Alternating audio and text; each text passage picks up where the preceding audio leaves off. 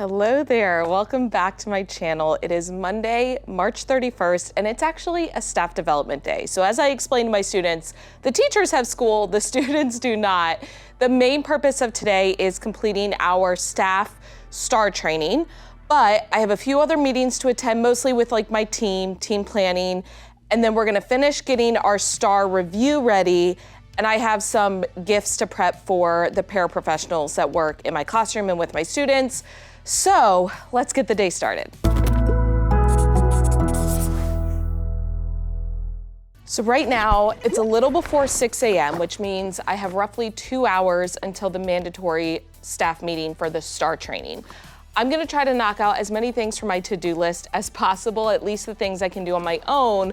And that is one of my musts for a staff development day. I like to keep a running to-do list because if you're anything like me, you start doing one thing and you remember 3 other things you have to get done. So I like having a spot to just brain dump those things. It keeps the brain moving, and spinning brain is a working brain. One of the first things I want to knock out is prepping the gifts for the paraprofessionals that work in my classroom and with my students. This Thursday is Paraprofessional Appreciation Day. And so I wanted to put together some gifts. Yes, I want my students to appreciate them, but I also personally, from the teacher standpoint, want to make sure I show them my appreciation because I know how hard their job is and I know how much easier they make my job. So I'm going to show you what I plan to put together for them. This is not for them at all. These are, do you know the Mr. Clean Magic erasers? These are basically like individual sheets of those, but there's a spot in the front of my classroom where a dry erase marker made a little mark and it got rubbed into the paint, and so it looks atrocious. We're gonna try to remove that with those, but that will be later on. So I have 2 interventionists that work with students of mine. I got them both just Amazon gift cards and a card, which those are buried in here somewhere, but I didn't go super fancy with theirs. However, I know everyone loves a gift card, so I don't think they'll complain. But for the main paraprofessionals that are in and out of my room throughout the day, I'm gonna put together some little gift baskets. So there is a theme. Now everything ended up being purple, and that was just, as I started going around the store, I started finding purple things, but I have the cards for the interventionists already written, and I tried to match it to the gift cards. And these are just little pastel kind of thank you notes. So they came in a pack with a bunch of different colors, and then they just say thank you in gold writing. I will link those for you from Amazon. The rest of this pretty much all came from Target. So each of the 4 paraprofessionals are gonna get a card. They're gonna get a bucket, and the theme is, I don't know if this is creative or not, but the theme is a first then kind of list. So if you're familiar with like special education, a lot of times students will be given a first then. So first you do this, then you do that. And so I based it off of that. Within this little gift basket, I have these loofahs, and I also have these face masks. I just got these both from Target, and it says, first provide the prompts, then pamper the para. So that's gonna be a little tag to go with those. Let's see, what else do I have? Oh, well this one I'm not gonna make until Wednesday night, so you're not gonna see it as part of the basket, but it says, first document the data, then devour the dessert. I'm gonna make them some cinnamon muffins, and that's gonna go with that part. I got them, okay, these are for the thank you notes. Okay, so I got them each just a small Amazon gift card. It's not much, but it goes with this tag that says, first support the students, then shop and splurge.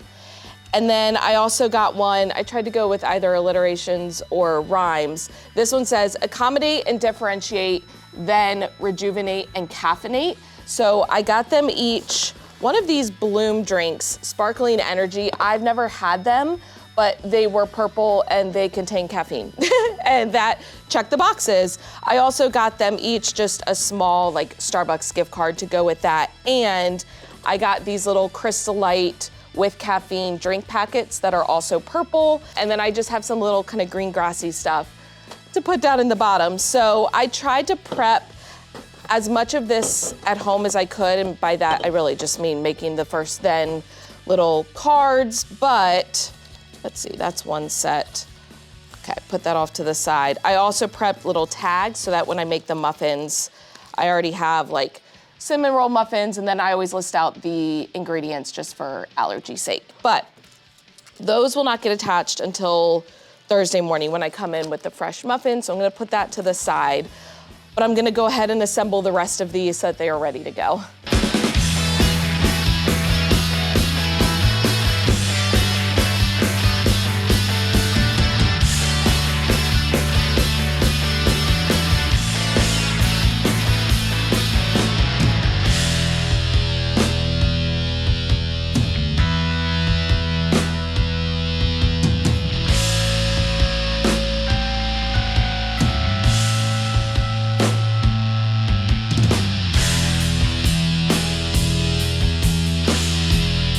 Okay, so here is the little finished basket minus the muffins, which I already have the tags for. Are they gonna fit? No, they're not gonna fit, but it's fine. They can just kind of go to the side.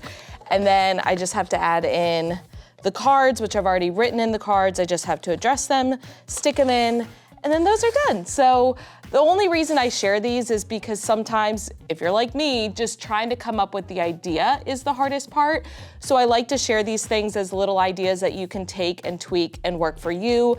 I will share the tags. I just made them in Canva. They're nothing fancy, but if you want to go in and edit them, you can, just to kind of customize them. But hopefully this gives you an idea of like where to go for something like this. And the name of the game today is clean up as you go, because otherwise on days like this, when you're doing a bunch of different things, you end up with a big mess if you don't clean up as you go. Next on the list is preparing whackers. And you're probably like, Michelle, what are you talking about? Let me get this hot glue gun plugged in and heating up, which by the way, I love this hot glue gun. It is cordless, so you plug it in to heat it up, but then you can unplug it and use it wirelessly, which is really nice. So you may remember several vlogs ago, I shared about going to the Lead Forward conference, which was all about prepping for STAAR. And currently we are 22 days out from STAAR. We are taking the Math STAAR on April 22nd. However, we are starting our STAAR review, that's a mouthful. The STAAR has been hidden. This Friday. So we're doing 10 days of review, and this Friday we will be 10 school days out from STAAR. One of the activities that we will actually use in each cluster was a word whack. It's basically a quick little vocabulary, and you put cards out in between a group of students. You display some kind of a stimulus or a description or something, and then students think about which word it matches, and then they will whack it. And in the PD, we use these little record whackers because the theme was rock and review, so everything was rock and roll themed. And I think I'm gonna lean into that theme in my classroom as well, mostly because I did a PD where it was all rock and roll themed, so I still have a lot of the materials. But in the PD, we basically had these popsicle sticks or craft sticks attached to these paper records, and they were just kind of hot glued on the back or taped on the back. I'm gonna hot glue them. So I went ahead and got these. I figured these are something I can reuse. I will give my students expectations to be careful with them. I got these on Amazon. They are Carson DeLosa, but they're just like cutouts of records, so they come in different like colors, which that would be a really easy way to kind of group students as well. But I'm basically gonna prep enough for one class because my students will be able to reuse them from class to class. So I need like 20-ish of these. 1, 2, 3, 4, 5, 6, 7, 8. That one looks weird. 9, 10, 11, 12, 13, 14, 15, 16, 17, 18, 19, 20. Let's go like 2 extras, just because you never know. I'm gonna put these into my craft bin. And this is why I'm so thankful at the beginning of the year, I prepped all of my different containers to hold craft supplies and whatnot. So I already have a big craft sticks container. Now it is empty. I've had small craft sticks. I've not had any big ones, but now I have a place to put all of these. So rather than sticking them in a cabinet and saying I will deal with them later, they already had a home. And that home is in my cabinet. Okay, so it looks like there are 6 of each, but I'm only gonna use 5 of each color. So 1, 2, 3, 4, 5. Extra, I'll end up using 6, I guess, of 2 of the colors. 1, 2, 3, 4, 5. 1, 2, 3, 4, 5. Although, hold on, how many colors are there? That was dumb. I was just assuming, oh, well, there's a bunch of extra purples. Okay, all right. So that's what, 4 colors, so that's 20, 21, 22, but I kind of want blue. All right, let's do 4 of each color. So 1, 2, let's take 1 pink away. Let's do 4, there we go. 2, 3, 4, 8, 12, 16, 20. Okay, all right, I like that. 20, and then we'll do 2 blue. And then these will be extras. That will go in my cabinet as well. So, this is probably not how I should be testing if it's hot enough. Don't touch the end of it. We're just going to flip. Let's go ahead and do hot. Okay, I should probably put more than that. Hot glue, stick, and set aside. Okay, we'll just assembly line this. It'll be fine.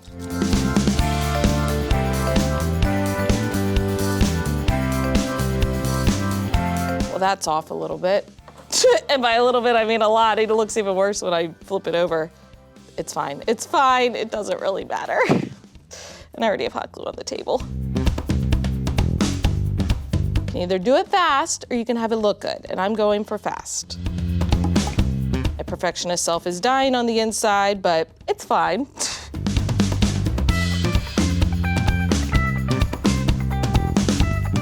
The real question is, will these withstand my students whacking? Time will tell.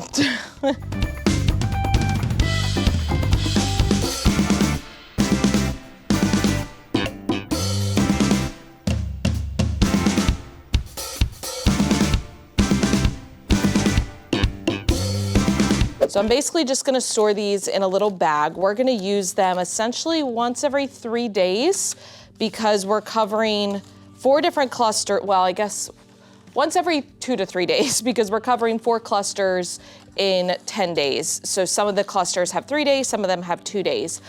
But I'm just gonna store them in this little baggie. And later this afternoon when my team and I meet, oh, I'm gonna have to put half one way, half the other, we are gonna do kind of a walkthrough of the activities because I went to the PD, so obviously I know how the activities work and I've kind of explained them to my team, but it will be helpful for them to see them like in action, basically be the student and participate in them.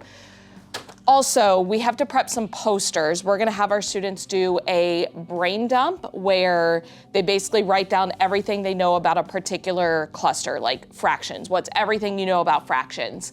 So I need brain dump posters, and then also one of the activities, it's called a mystery bag, and then there's an activity that goes with it called Tour of Knowledge, where basically they have a stimulus, like some kind of a diagram or an equation or a decimal, and they have to use words and phrases that are inside of a bag to make a true statement, and they make that statement on the poster, and then they're gonna show support or like evidence to prove that that's true. So they have to be able to write on the poster, and then they're gonna visit other posters and add to the evidence. And we complete that activity 4 different times 4 clusters, times 2 classes. So it's a lot of posters, but that's on the list to get prepped today with my team.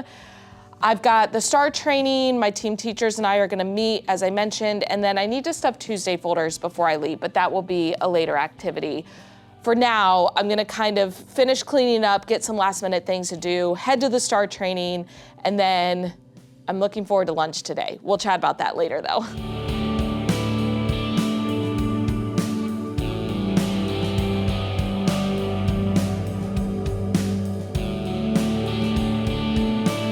The day is done and my entire to-do list is checked off, which is a good feeling. That means it was a productive day. For lunch, my team teachers and I went to Salata, which I had never been there, but it's almost like a build your own salad bowl kind of place. They also have, I think, wraps and soup.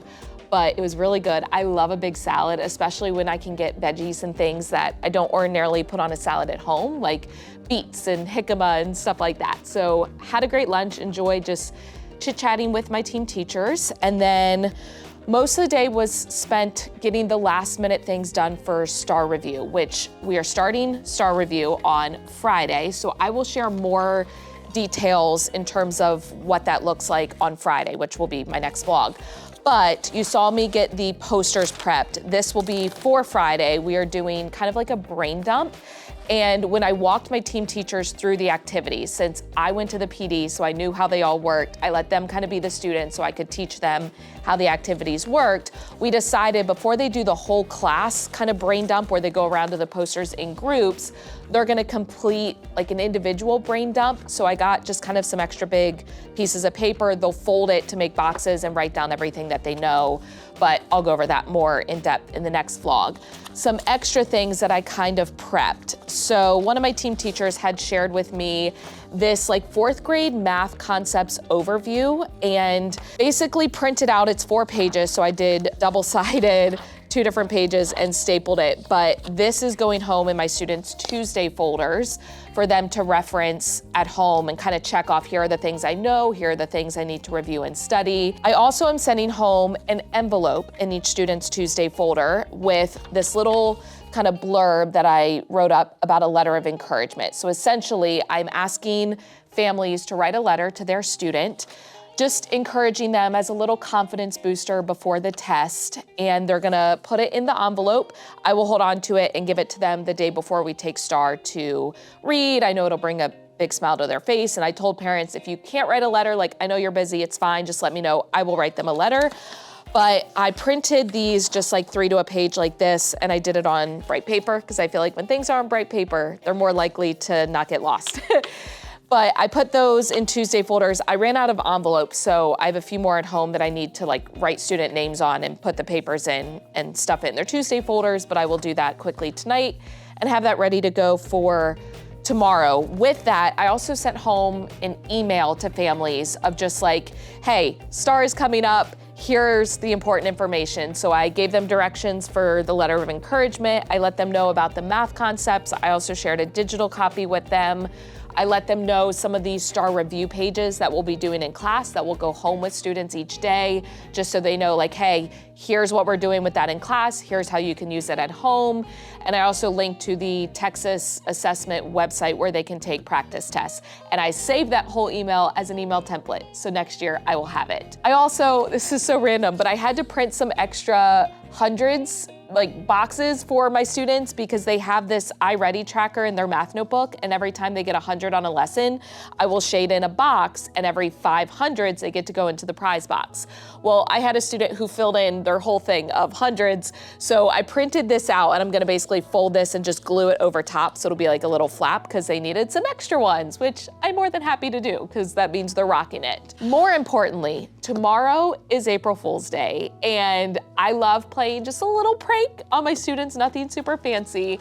In the past, I've done the brownies where you tell your class, hey, I've got brownies for you. And they think it's like the food brownies, but really it's just construction paper, letter E's in the color brown. But I feel like that's been done so many times and the students kind of expect it. I also have done the fake spelling test, but again, I think students have kind of caught on to that, and we don't do spelling tests in 4th grade, so it wouldn't make sense. I also have done the word search where none of the words are actually in the word search, but again, I think they're kind of onto that. So this year, I'm doing something completely new for me, so hopefully it will be new for my students as well. It is a never-ending Google form. I got this on TPT as a template, so I will link what I purchased on TPT if you are interested, but I'll also put a little screen recording just so you can see kind of what it looks like. But I'm gonna share this with my students at the start of class tomorrow, and that will be my little prank on them. Basically, the first few questions are legitimate questions and they have to get it right to move on to the next question. And then it starts feeding them like random questions where there isn't a right answer, and the Google form will just keep going and going forever and it will never stop. So it's one of those harmless pranks to me. A prank is okay as long as it's all in good fun and no one is like embarrassed through it or anything like that. Dwight, that was a prank. So that is my plan for April Fool's Day tomorrow. Also tomorrow, we are doing a science investigation where they're sorting pictures. It's all about inherited and acquired traits, but I don't love the investigation. I was kind of confused doing it, and I feel like my students may be the same. So I decided we're gonna do that as a class, and then I'm also gonna squeeze in a mystery science lesson. I've shared about mystery science before. You can sign up as a teacher if it's your first time using it for a free trial, but they have a lesson all about like pigeon, it's called pigeon pairings. Essentially, they get these pages, so it's a front and back. They get these printable pigeon cards and they have to match the children or the offspring to the parents, and they match them up on here, and then it leads to great discussions about like what differences did you notice among the traits of the siblings.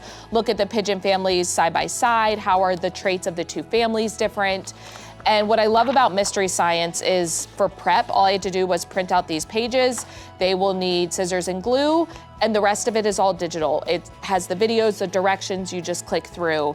So I think that will be exciting. My students now love whenever I say we're doing mystery science. We do the mini lessons every week, but the actual investigations we don't typically have time for, only when there's like, you know, a chance for me to kind of squeeze it in, which I'm gonna do tomorrow. But that's gonna be it for this vlog. I had a really good day. I feel like I'm in a good place. I feel prepared for STAAR review. In my next vlog, when we're actually starting it, Friday is just the overview day, and then starting next week, I think I'm gonna kind of kick off the like rockstar theme. So I'll share what I'm doing for that, how I'm kind of setting things up. I'm not doing anything super fancy, it's very minimal, but just some little things to make it that much more engaging. But if you enjoyed this vlog and you got some ideas for something, I don't know, give the video a thumbs up, hit the subscribe button and notification bell. As always, thank you for watching. I love you so much. Don't forget to put your positive pants on, and I will catch you in the next one.